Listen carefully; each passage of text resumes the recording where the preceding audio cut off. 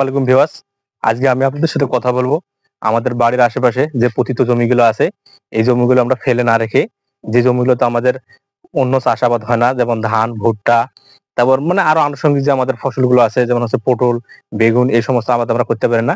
সেই সমস্ত পতিত জায়গায় দেখা যাচ্ছে 1 শতক বা 1 শতকের অর্ধেক এরকম জায়গা পড়ে আছে, এরকম জায়গা আমরা ফেলে না রেখে আমরা কলা চাষ করব। কারণ কলা গাছ আমরা যে কোনো পতিত জমি যদি ফেলে রাখি, তাহলে কলা কিন্তু 100% হবে।